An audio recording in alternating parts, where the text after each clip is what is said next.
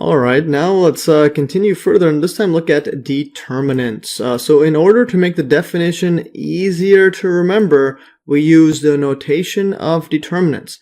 A determinant of order 2 is defined by, and we'll write this like this, you have A, B, and then C, D, and put these brackets like that in matrix form. This equals to, well, A times D minus B times C. In other words, we'll have A, D minus B, C, like that. And notice the cross. Hence why it's called cross product, as we'll get to. So it switches up like that. And for example, just to illustrate this, if we have a this determinant 2, 1, and then negative 6, 4, this equals to, well, 2 times 4 minus, and then 1 times negative 6, like that. This equals to, well, 8 minus negative 6, that becomes plus 6, so this equals to 14. So 8 plus 6 is positive 14. And now looking at a determinant of order 3, this is order 2 or 2 dimensions. Now look at 3 dimensions. This can be defined in terms of second order determinant as follows. So 3-dimensional one will be written as, say you had an A1, A2, A3, the next one's B1, B2, B3, next one's C1, C2, C3.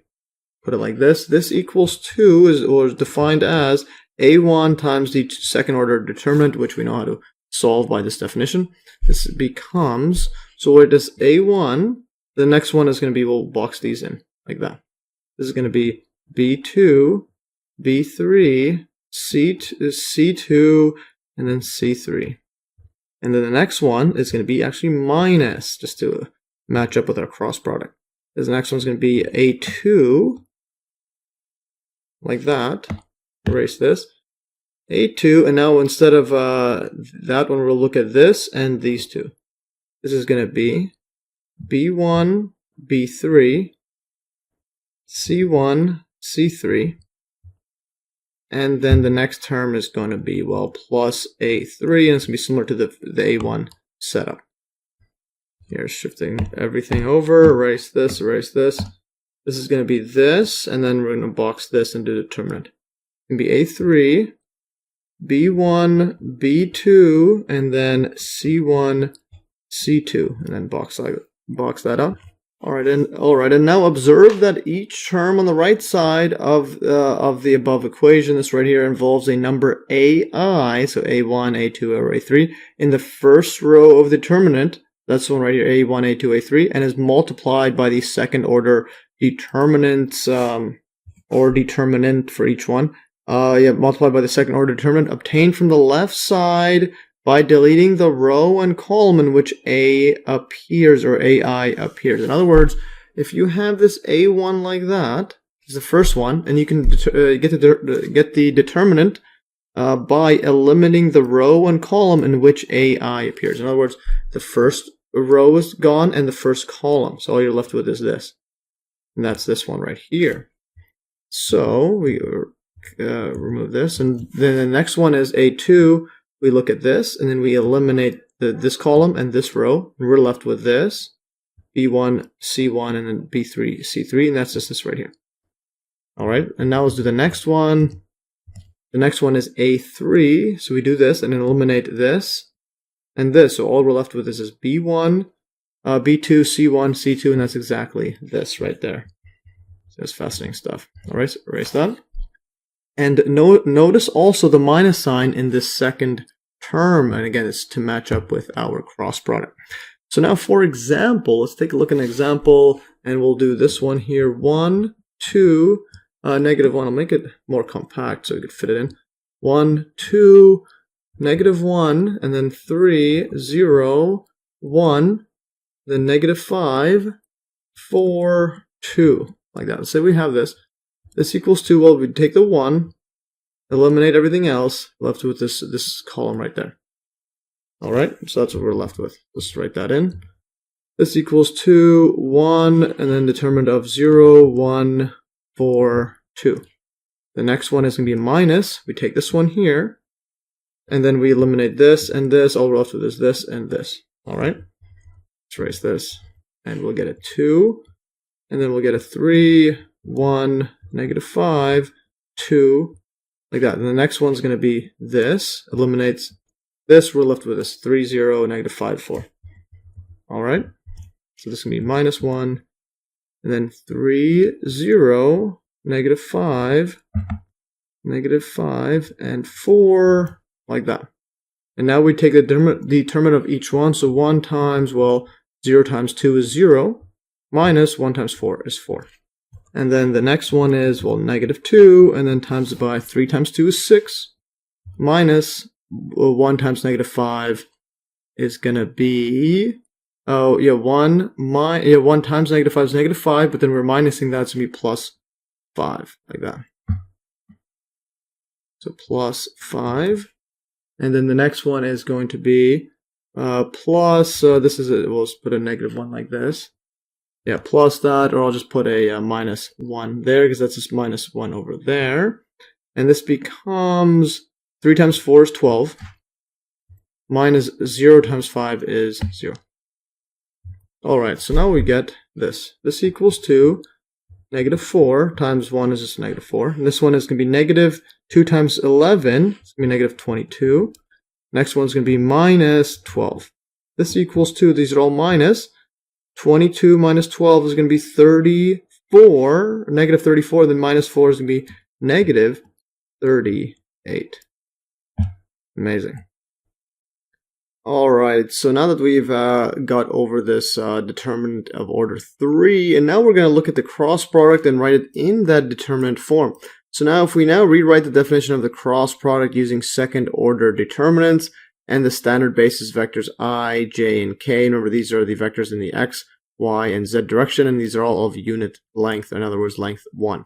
So we see that the cross product of the vectors A with the terms a1i plus a2j plus a3k and b vector, which equals to b1i plus b2j plus b3k, again, it's from my earlier videos, make sure to look that up.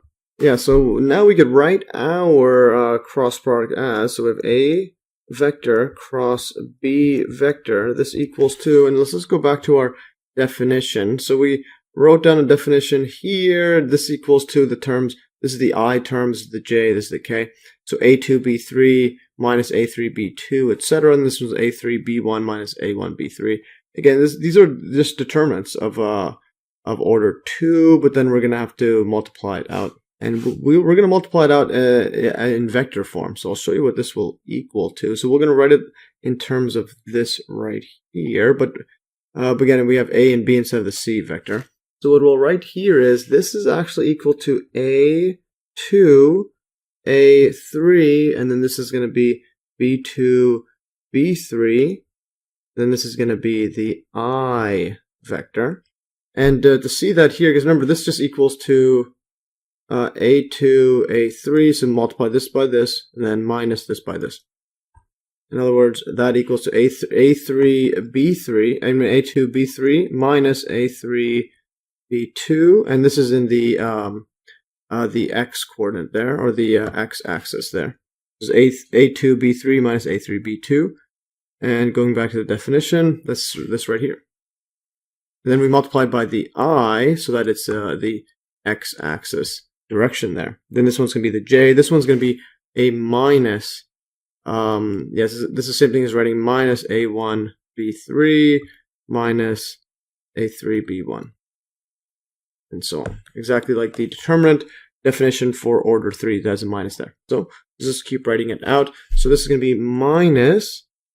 So this is a2 a3. The next one, remember how this is. So you'll have this. And then cover it up. You'll have B1, instead of B1, we'll have A1, then A3, and then B1, B3, and so on. This is going to be A1, A3, B1, B3. And this is going to be our J, or the Y axis. And again, this equals 2. With that minus sign, we'll have minus A1 times B3. So A1 times B3 cross minus A3 B1. Minus A3 B1. And then when you get rid of the minus sign, it becomes, well, this becomes plus.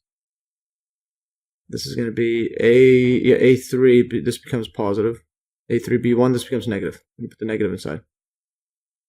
And that matches up again with the definition right here, A3B1 minus A1B3. And the next one is just the A1B2 and then minus A2B2. This is going to be plus, actually, whoops, we're not here, we're right here, plus, the last one is going to be A1, A2, B1, B2, and then this is going to be K vector. And again, for completeness, let's just write this out. The determinant of this is going to be A1 times B2 minus A2 B1. And again, going back to our definition, that is exactly this, A1 B2 minus A2 B1, and that's in the z-axis. This is the K is a z-axis vector. Alright, so now that we have this, and what we could do now is, in view of the similarity between the above equation and the third order determinant, we often write, because this one here, remember the determinant gives you a real number, but this one here, we just wrote it in this vector form. So instead of having this row as this number A1, A2, A3, so we'll get rid of the C1, move this, shift these two down, and then we'll put the I, J, K vectors on the top. So we could write this vector as, in determinant form, A cross B equals 2, and then we'll write I vector, J vector, K vector, and then we'll write A1, A2, A3, B1, B2, B3, like that. And yeah, so this determinant right here, you could apply the same rules, same definition, and you'll get to this setup here. And then you solve this one, you're going to get to the exact same definition over here. All right, so let's continue further. So although the first row of the symbolic determinant over here in the above equation consists of vectors, if we expand it as if it were an ordinary determinant of order 3, we will obtain our standard basis / second order determinant form right here. The symbolic determinant formula is probably the easiest way of remembering and computing cross products, and indeed it is. So now let's take a look at an example here. So example 1. So if A vector has the terms 1, 3, 4, then B has 2, 7, negative 5, compute the cross product. So let's just write down our determinant form like this. So write that down. So we'll have A vector cross B vector. This equals 2 I, so I, J, put this closer, and then K. Then underneath is going to be 1, 3, 4, then 2, 7, negative 5. Alright, so now this equals 2. Let's expand this out. So remember, you would highlight this one, cross out the row and column, and then determinant of this second order one. So let's just get rid of this. This is going to be 3, 4, 7, negative 5, and then I. The next one's going to be minus, and the same thing, cross out. We're going to be left with 1, 2, and then 4, negative 5. Cross this out, and then we're going to have 1, 4, 2, negative 5, like that. And put it like that. This is going to be J vector. Last one, K, is going to be this, cross out, left with 1, 3, 2, 7. Then 1, 3, 2, 7. And this one is the K vector, like that. So this equals 2.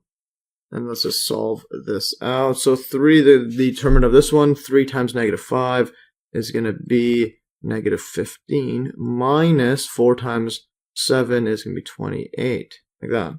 And this is the I vector, minus, next one's going to be 1 minus negative 5, it's going to be negative 5, minus 4 times 2 is going to be minus 8, J vector, and then plus, the next one is going to be 1 times 7, 7, minus 3 times 2 is 6, like this. And this is going to be our K vector, so this equals 2. So negative 5 minus 28, well, that's going to be viewed as negative 10. So negative 38, and then and then minus another 5. It's going to be negative 43. This should be negative 43i minus, and this one here is minus, as well as going to be plus, and then 5 plus, negative 5 minus 8 is going to be, so this is going to be, so let's add 2, then 3, so it's 13. This is going to be 13j vector. And then the next one, 7 minus 6 is 1. Plus 1, k vector, like that. No, you have k, or just you could remove the 1 or leave it. I'll just leave it there. Alright, so that's what we have. Alright, so now that we have this, and remember the cross product gives a vector that's perpendicular to the two vectors a and b. So that's a vector right there. And now let's take a look at example 2. And this one says, show that the vector a cross a is equal to 0 for any vector in V3, or the set of all three-dimensional vectors. Alright, so let's continue further. So solution. So if a is equal to a1, a2, a3, then the cross product of a cross itself, like this, is equal to, well, again, just write it down in indeterminate form, I, j, k, then a1, a2, a3, and then we'll write a1, a2, a3 like that, and cross it. Alright, so now let's expand this out in the second order determinant form. Again, cross this and this, we'll get a2, then we'll get this one right here. And let's write that down. So a2, a3, a2, a3, and then this is going to be the I vector. Then minus, the next one's going to be, well, this and this. a1, a3, a1, a3. This is going to be j, like that.